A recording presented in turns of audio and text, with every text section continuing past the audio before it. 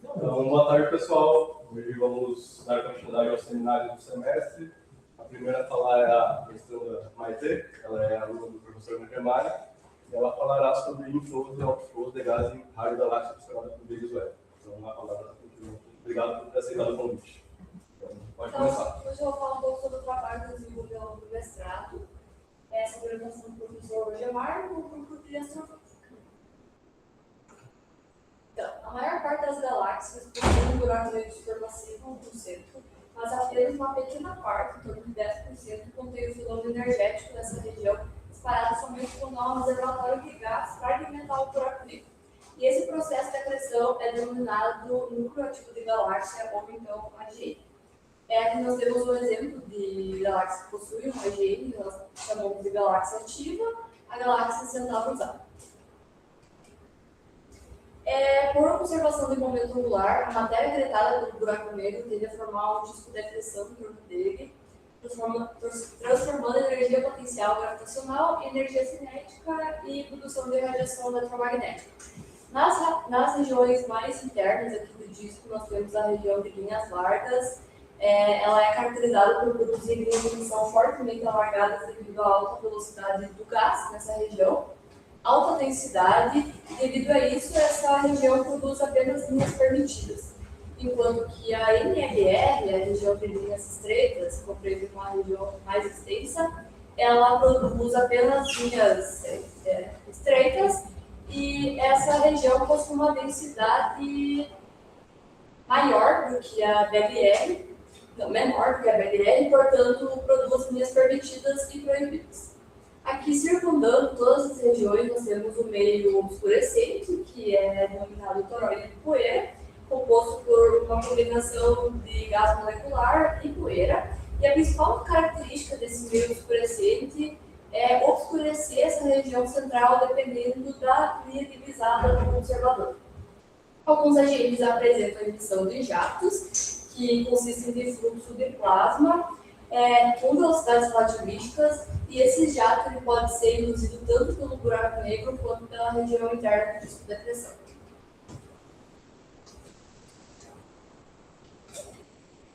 Os AGNs eles compreendem diferentes luminosidades, onde os QSOs ou quasares são os AGNs de maior luminosidade, portanto, com uma maior eficiência da acreção. Já as galáxias Seyfert são os AGNs de luminosidade intermediária, e LINER compreende os AGNs de menor luminosidade, portanto, uma taxa de acreção menos eficiente. Aqui nós temos a distribuição espectral de energia, que é a quantidade de energia emitida ao longo de todos os comprimentos de onda, para os QSOs, aqui em vermelho, em azul para galáxias Seyfert, e em laranja para LINERs, que a partir disso a gente consegue ver que LINERs destoam dos demais, apresenta uma maior emissão nos comprimentos de onda em rádio e uma menor emissão no ultravioleta. E essa diferença ela decorre da morfologia do disco de acreção, que é diferente para LINERs e para AGNs de maior luminosidade. Enquanto que AGNs de mais alta luminosidade, nós temos um disco de acreção que é geometricamente fino e opticamente espesso, e LINER nós temos um disco de acreção que é fino até um certo ponto, que nós denominamos ponto de truncamento, e a partir disso nós temos um regime de baixa eficiência de acreção, de tal forma que favorece a emissão de jatos. Isso é particularmente importante porque mostra que LINERs, que são agentes de mais baixa luminosidade, conseguem impactar a galáxia hospedeira na forma de jatos. São poucos os AGNs que possuem a presença de jatos de alta extensão. Aqui nós temos a observação da galáxia Singular, que é uma radiogaláxia no óptico.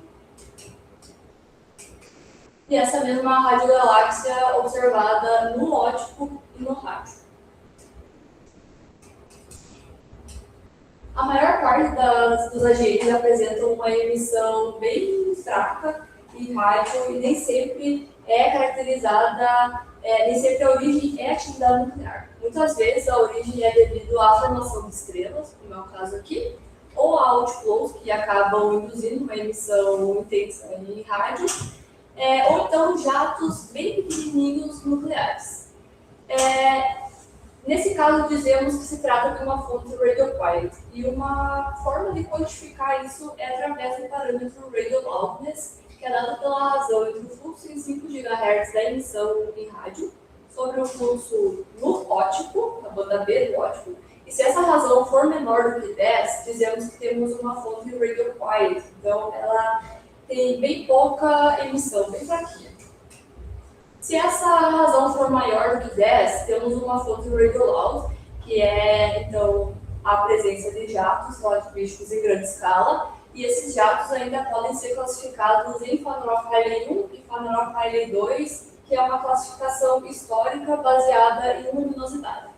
Então, jatos do tipo Fanneroff-Rayleigh 1, como é o exemplo da 3C31, ela possui uma maior emissão no núcleo, ela possui menor luminosidade, e esses jatos, eles desaceleram ao longo do eixo de propagação e se tornam mais difusos, enquanto que Fanneroff-Rayleigh 2 apresenta uma maior luminosidade e os jatos são muito mais colimados de modo a formar os lóbulos e hotspots.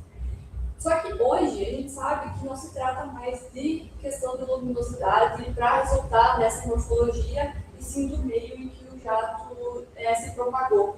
Então, o Fanneroff-Rayleigh 1, ele inicia com velocidades relativísticas, mas acelera porque o meio é muito mais denso. Enquanto que em Fanneroff-Rayleigh 2, nós temos um meio menos denso, portanto, o jato permanece com velocidades relativísticas em todo o caminho de propagação.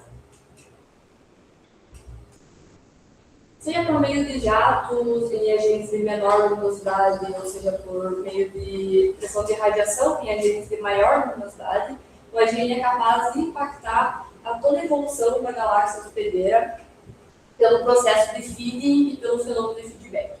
O feeding ele corresponde a todo o processo em que o gás da galáxia alimenta o AGN, enquanto que o feedback ele decorre todos os processos que o AGN acaba impactando a galáxia por meio de transferência de momento e energia através de ventos, jatos e radiação.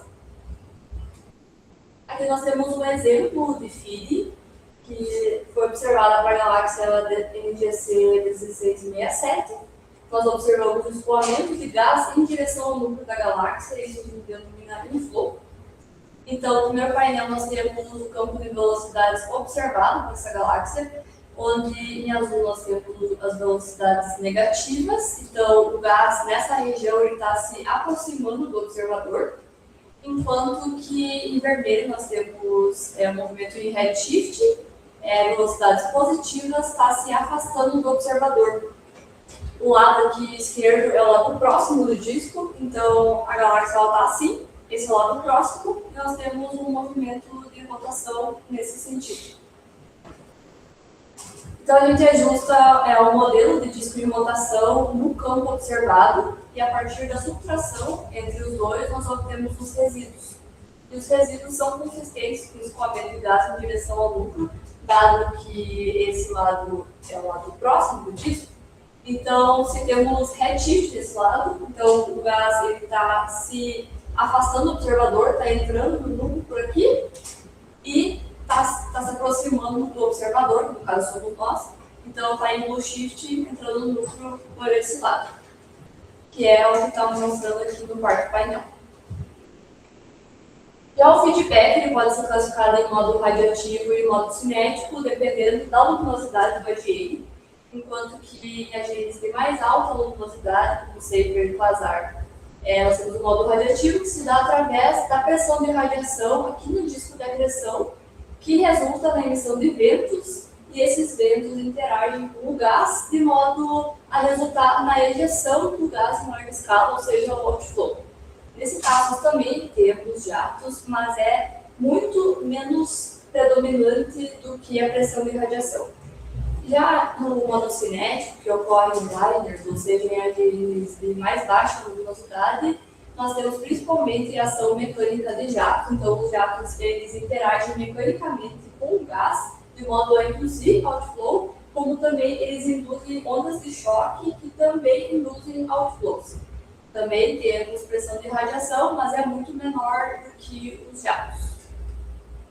E esses outflows eles podem apresentar múltiplas fases dependendo das condições do gás da galáxia, se manifestando em gás ionizado, atômico neutro e molecular, enquanto que o molecular ainda depende da temperatura de excitação, podendo então ser frio, uma temperatura menor que 10 a 2 Kelvin, morno 10 a 2 a 10 a 3 Kelvin e quente maior do que 10 a 3 Kelvin. Um exemplo de galáxia que apresenta múltiplas fases de outflow é a 3C293. Ela é uma galáxia do universo local, uma radiogaláxia, Radio Alpha Fadron Phi 2, apresenta um AGN do tipo Liner e é uma merger, ou seja, ela é o resultado da interação entre uma galáxia elíptica e uma galáxia espiral. E o especial dessa galáxia é que ela apresenta uma alta emissão de H2, ou seja, ela apresenta muito mais hidrogênio molecular do que o restante das galáxias do universo local, e esse hidrogênio não está sendo excitado por estrelas, ele está sendo excitado por algum outro mecanismo que a gente ainda está investigando. Aqui nós temos então o jato externo da galáxia, ela possui 2 jatos. Um jato que se estende por 220 kPa, muito além do tamanho da galáxia, e um jato interno pequenininho de 4,5 kPa. Jato externo é muito mais velho do que o jato interno, mostrando que o AGN teve épocas de atividade distintas. E aqui nós temos várias observações dessa galáxia no visível. Os contornos aqui em cinza correspondem à emissão do rádio externo. O quadrado aqui delimita o campo de visão dessa imagem obtida no ultravioleta. Aqui temos o contorno do jato interno. Essas regiões aqui mais escuras provavelmente são regiões de formação estelar. O quadrado aqui delimita o campo de visão da imagem ao lado, que foi obtida numa observação por ângulo no visível, mostrando a distribuição da poeira nessa galáxia, que consiste de 5 faixas interlaçadas. E nós temos também aqui o contorno do jato interno.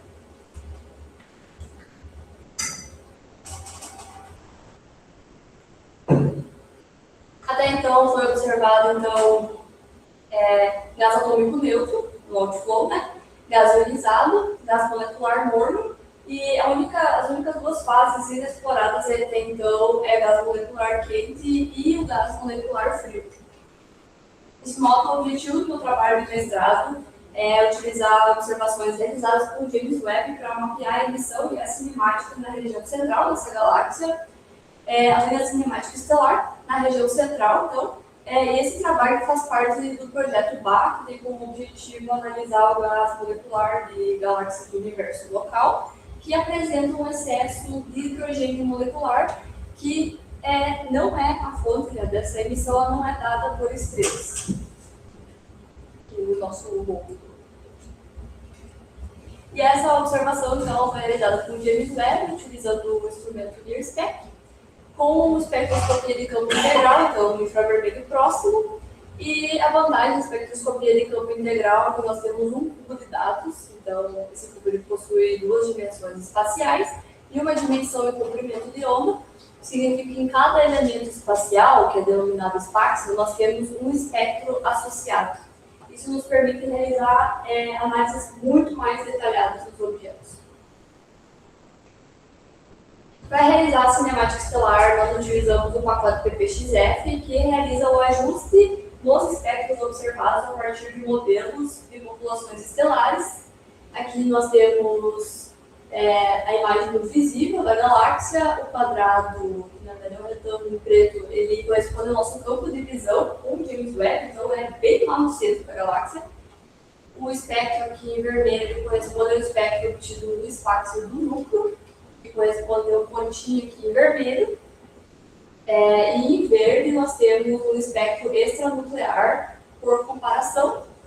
E a população estelar, com o melhor ajuste realizado pelo PXF, é indicado em cinza. E aqui, não vai dar para ver, mas nós temos aproximadamente 20 linhas de emissão provenientes do hidrogênio molecular dessa galáxia, o que é bastante. Para obter informação a respeito do gás ionizado e molecular quente, nós utilizamos o pacote FSCube, que realiza o ajuste das linhas de emissão a partir de funções gaussianas. Então, a gente utilizou a linha de emissão ferro 2, ou seja, o ferro uma vez ionizado, para traçar o gás parcialmente ionizado. O Pache-alfa, que é uma linha de recombinação do hidrogênio, para traçar o gás totalmente ionizado. E o H2, 2.12, para traçar o gás molecular quente. Quando essas três linhas elas foram escolhidas para apresentar alto sinal ruído em todo o campo. Então, em condições cinemáticas regulares, o perfil das linhas pode ser ajustado com apenas uma componente estreita, uma função gaussiana, e nesse caso, essa componente ela é característica do disco, a emissão proveniente do disco da galáxia, e nesse caso, a linha apresenta um perfil simétrico centrado no comprimento de onda de repouso da linha. Mas, muitas vezes, nós temos assimetrias na base das linhas de emissão, ou então alargamento, e nesse caso nós precisamos adicionar mais componentes gaussianas, e essas componentes elas apresentam uma maior dispersão de velocidades, e são assinaturas cinemáticas de alto fluxo. Para o gás ionizado foi necessário 3 componentes cinemáticas, uma componente estreita associada ao disco, uma componente larga associada ao outflow e uma componente ainda mais larga associada ao outflow de maior dispersão de velocidades.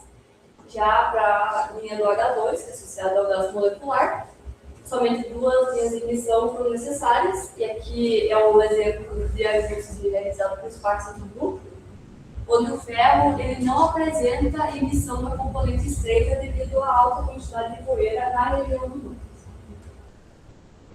A poeira presente no caminho de propagação entre a luz e o observador é capaz de causar espalhamento e absorção, de modo que o fluxo da luz que nós obtemos não é o fluxo real emitido pelas fontes. Então, por exemplo, uma estrela ela emite radiação eletromagnética em vários comprimentos de onda, e quando ela encontra a poeira no caminho, ela sempre vai encontrar a poeira no caminho, os menores comprimentos de onda são espalhados e absorvidos, porque esses comprimentos de onda são equivalentes ao tamanho da poeira, então esse fenômeno ocorre mais no ultravioleta invisível, de modo que apenas os comprimentos de onda maiores vão chegar no observador. Ele está observando a galáxia vermelha próximo, que não sofre tanto com a poeira. Essa galáxia tem muita poeira, então mesmo assim a gente precisa corrigir os fluxos. Infelizmente, então, a gente consegue corrigir os fluxos, e o fluxo emitido real pela fonte vai depender do fluxo observado e de um parâmetro chamado de extinção em lambda. E essa extinção em lambda, que é o comprimento de onda da linha que a gente quer corrigir, ela vai ser parametrizada pela extinção na banda V. Então, independentemente do comprimento de onda que está querendo corrigir, ela vai depender do avermelhamento obtido no visível. E também vai depender de um parâmetro que depende de curvas de extinção, que são basicamente modelos que mostram como que a extinção se comporta em diferentes comprimentos de onda. No nosso caso, nós utilizamos o Gordon 2023. E o AV, que é a extinção na banda V, ela vai depender da razão entre 2 linhas que nós podemos escolher, que usualmente a gente escolhe do hidrogênio, linhas de recombinação do hidrogênio, e a gente sabe qual que é a razão entre essas 2 linhas. Então, idealmente, essas 2 linhas elas devem ter uma razão tal. Então, a gente substitui esse valor aqui e a gente obtém o parâmetro Q a partir da curva de extinção. No nosso caso, nós escolhemos bracket beta e Pache-alfa, que são 2 linhas de recombinação do hidrogênio. A razão entre elas, idealmente, seria 0,13, e a gente pode utilizar essa equação tanto para corrigir todos os fluxos das linhas de emissão que a gente vai utilizar, como também para mapear a distribuição da poeira na galáxia. Os resultados, então, para a cinemática estelar, a partir do ajuste dos espectros modelados, a gente obtém o campo de velocidade das estrelas e a dispersão. O campo de velocidades ele possui um padrão em rotação bem definido, onde aqui então as velocidades são positivas, as estrelas estão se afastando, redshift, né? E aqui em azul velocidades negativas estão se aproximando do shift. O x, na verdade, o x é uma cruz, ele indica a posição do núcleo, E a dispersão de velocidades apresenta valores elevados próximos ao núcleo, que é a consistência com estrelas do bojo. Enquanto que aqui na região esquerda nós temos valores muito menores, que é consistente com uma estrutura em anel parcial, que é consistente com população estelar de idade intermediária. Agora, para os resultados a partir do ajuste das funções gaussianas em componentes, a gente obtém mapas de distribuição de fluxo, campo de velocidades e dispersão de velocidades para cada uma das componentes que a gente ajustou nas linhas. Aqui, para o gás molecular, componente estreita, que é associada ao disco, a gente obtém uma distribuição de fluxo que é dada ao longo do eixo maior da galáxia, com seus maiores valores próximos ao núcleo. O campo de velocidades é similar ao das estrelas, ou seja, em rotação. A dispersão de velocidades apresenta valores bem pequenos, o que é condizente com a emissão de disco.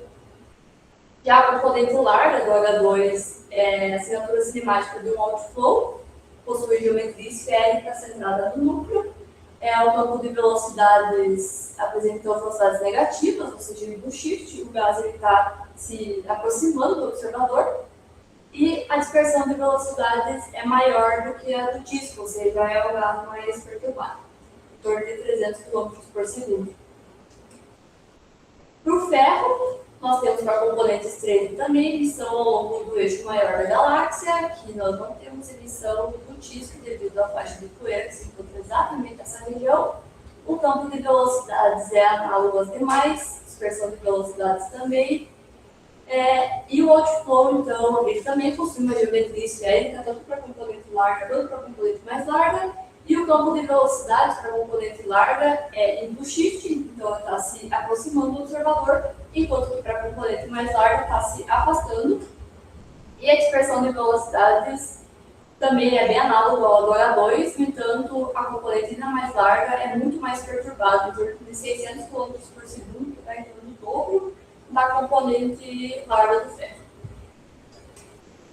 Para o Paixinha alfa, que traça o gás totalmente ionizado, nós temos também emissão ao longo do eixo maior. No entanto, temos 4 regiões aqui de emissão intensa, que podem ser regiões de formação estelar, como também podem ser regiões em que o jato está comprimindo o gás e gerando choques. E spoiler é gás comprimido. Aqui no contorno verde nós temos a emissão do jato. No segundo painel nós temos o campo de velocidades, bem análogo aos demais. Dispersão de velocidades bem baixa. O outflow também possui geometria esférica. Campo de velocidades em blue shift. Dispersão de velocidades maior do que a do disco. Para a componente ainda mais larga também temos um outflow de geometria esférica. Campo de velocidades agora com uma velocidade projetada nula. E dispersão de velocidades muito maior, bem análoga ao do ferro. E para a extinção do gás, nós utilizamos aquela equação do AV e mapeamos a poeira na galáxia. Aqui no primeiro painel nós temos a observação realizada pelo Hubble, mostrando as 5 faixas de poeira interlaçadas. Em branco nós temos o nosso campo de visão. No segundo painel, o que nós obtivemos com a componente estreita das linhas de emissão. Então, a gente obteve basicamente as faixas de poeira bem espaciais com as observações do Hubble. E os valores são muito grandes em comparação aos valores encontrados usualmente na literatura, é muito grande mesmo. Geralmente é até 10 magnitudes, ele encontrou até 40 magnitudes. E para a componente larga, então, que é associada ao outflow, significa que o outflow também possui poeira, então o outflow empoeirado. E as magnitudes também são bem altas. Já o outflow mais potente, com maior dispersão de velocidades, os valores da extinção são menores.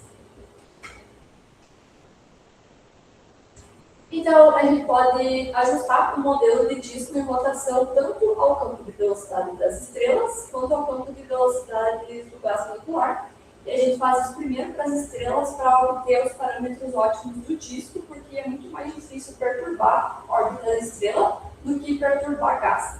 Então, a gente ajustou esse modelo para as estrelas. Aqui a gente tem o campo de velocidade observado, o campo modelado e os resíduos, que são próximos de zero. E, inclusive, a gente deixou vários parâmetros livres, inclusive o centro cinemático.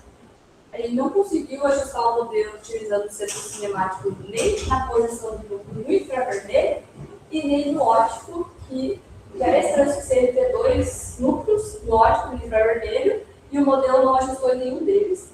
E aí a gente encontrou que o centro cinemático ele encontra-se deslocado aqui para a esquerda e para o norte do infravermelho, e isso pode ser devido à extinção, que está deslocando aparentemente a posição do núcleo, ou então resultado da interação que essa galáxia sofreu, dado que ela é o resultado de uma interação de uma galáxia elíptica e de uma espiral.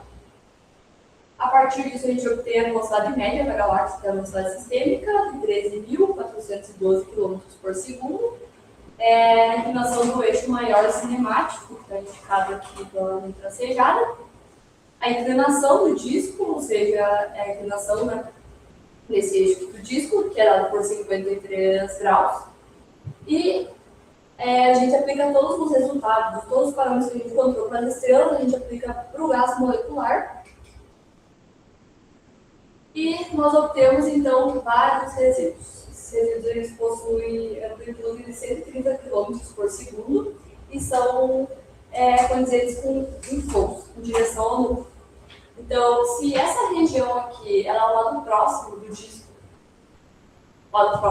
essa região é o lado próximo do observador, e a região aqui inferior é o lado distante do disco, se nós observamos redshift, ou seja, velocidades positivas, está se afastando do observador, está entrando no núcleo por essa direção, e em blue shift, então está se aproximando do observador, o gás está entrando nessa direção, o que é condizente com movimentos em direção ao núcleo, ou seja, inflow. E nós podemos calcular a propriedade desse inflow como a taxa da massa, assumindo uma seção transversal circular de raio R, e essa taxa da massa ela vai depender da densidade do gás molecular, da velocidade que esse gás está se deslocando, do raio da seção transversal e do número de braços, que aqui no caso é 2. E para obter a densidade, a gente precisa determinar a massa de H2 presente no disco, que vai depender do raio do disco e da espessura do disco. E para determinar a massa, nós precisamos do fluxo da linha estreita, associada ao disco, da fração populacional do nível superior para a linha de emissão em uma temperatura T. Então, nós precisamos determinar a temperatura antes de calcular a massa, da probabilidade de transição da linha, e da frequência da linha e da distância da galáxia. E para calcular a temperatura, a gente pode usar essa relação aqui, que é uma relação linear, que vai depender da probabilidade de transição, peso estatístico, nível superior da transição, energia do nível superior e unidades de temperatura, e a gente deve não só utilizar essa equação para uma linha de emissão, mas sim para várias linhas para obter um valor confiável. Então, a gente ajustou todo 18 linhas de emissão de hidrogênio molecular. Felizmente, nós temos a maior parte dos parâmetros tabelados. A gente realizou um gráfico, então, entre essas duas quantidades, ajustando uma reta, a gente obtém a temperatura do gás em torno de 2.850 kelvins e uma taxa de massa de inflow de 4 vezes delta menos 4 massas solares por ano.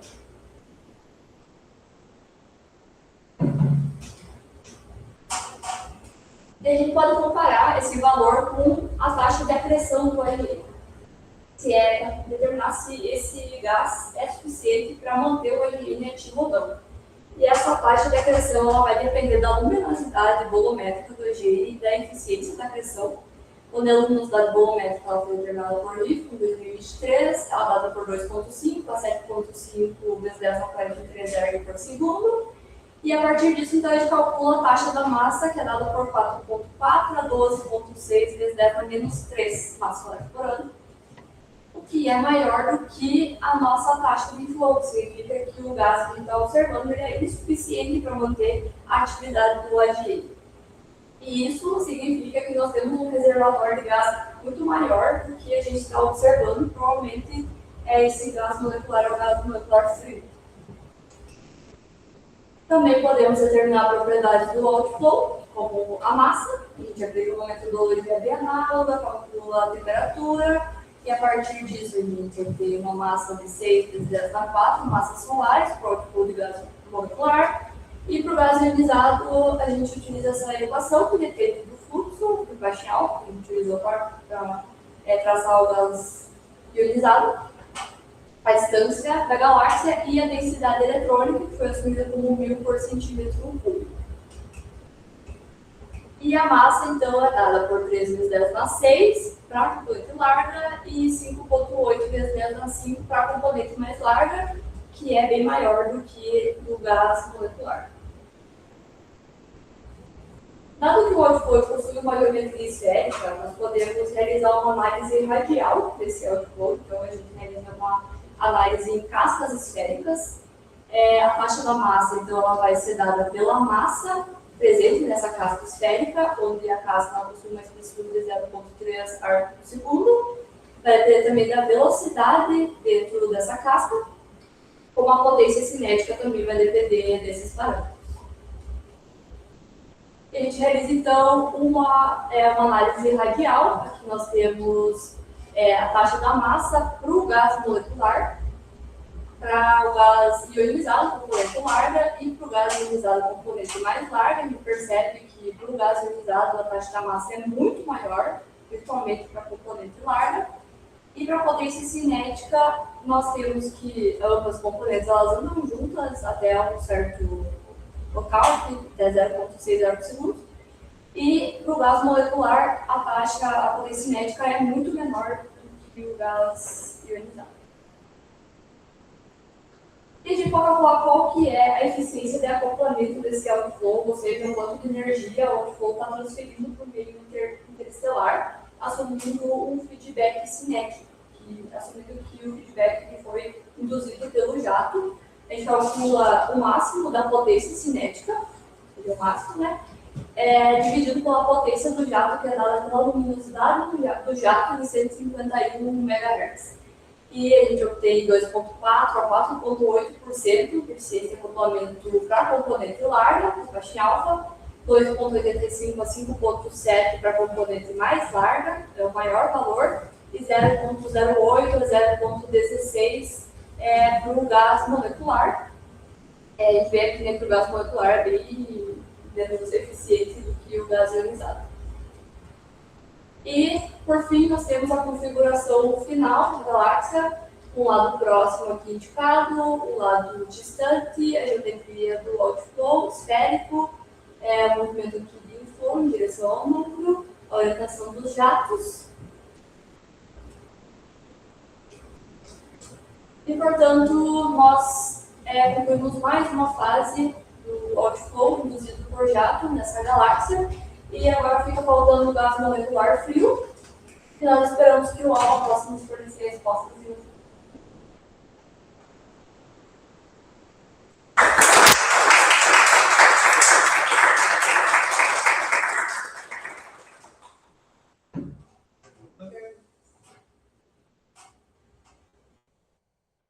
mediu a taxa de fluxo de gás ionizado no meio próximo também, né? É muito diferente da que nível mediu eles usando os dados óticos. Sim, deu em torno de uma ordem de grandeza maior, se não me engano. E isso provavelmente é devido à extinção. Ele tem menos extinção no infravermelho próximo.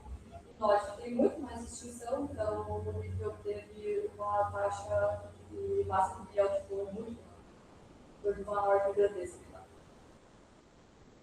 Seus resultados vêm a partir de dados observados pelo James Webb, certo? Mas você mostrou um resultado do Hubble, né? Então, sim. O pessoal conseguia obter essa mesma quantidade de dados com o Hubble, cada vez mais sendo obtido com o James Webb, o James Webb no negócio. O Hubble chegou a alcançar também. Acho que eles só tinham banda de infravermelho, tipo, não tinha nada desse espectro. Só imaginamento, né? 8,8 O James Webb ele cobre desde o infravermelho próximo um pouquinho depois do ótimo até infravermelho médio, assim, até 28, se não me engano.